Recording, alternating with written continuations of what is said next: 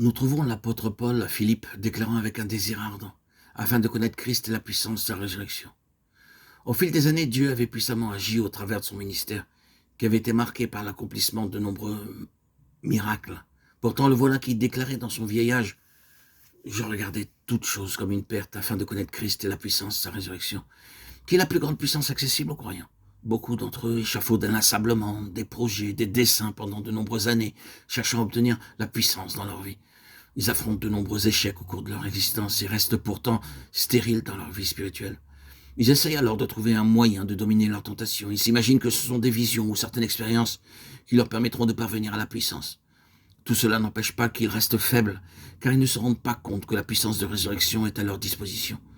Si nous avons la conviction que notre Seigneur Jésus-Christ est mort à notre place pour expier nos péchés et qu'il est ressuscité pour notre justification afin de vivre en nous par son Saint-Esprit, alors nous pouvons recevoir dans notre être par la foi jour après jour la puissance de résurrection pour chaque situation, chaque tentation, chaque besoin.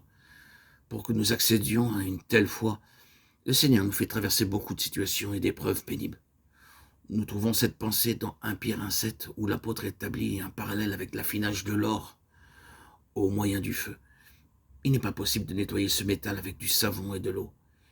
Il faut pour cela l'introduire dans le feu purificateur maintes et maintes fois jusqu'à ce que la dernière trace d'impureté soit consumée. De la même manière, il faut que nous passions par des feux purificateurs afin d'être délivrés des doutes et de l'incrédulité.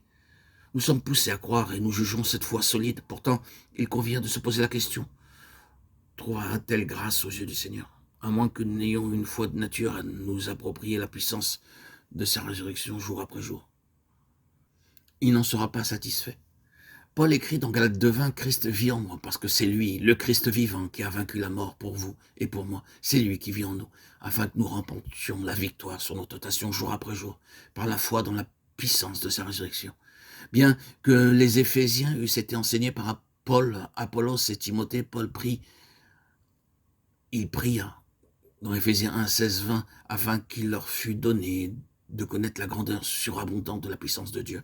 C'est-à-dire cette même puissance que Dieu manifesta en Christ lorsqu'il le ressuscita des morts. Qu'est-ce qui l'a amené à prier dans cette manière? Dans Éphésiens 1, 3, il s'exclame: béni soit Dieu le Père de notre Seigneur Jésus-Christ, qui nous a bénis de toutes sortes de bénédictions spirituelles dans les lieux célestes en Christ. Pour en être les bénéficiaires, nous devons connaître la manière de recevoir dans notre être la puissance de la résurrection. Et pour que nous parvenions à cette connaissance et cette foi, le Seigneur nous fera passer par des épreuves, des souffrances et toutes sortes de difficultés.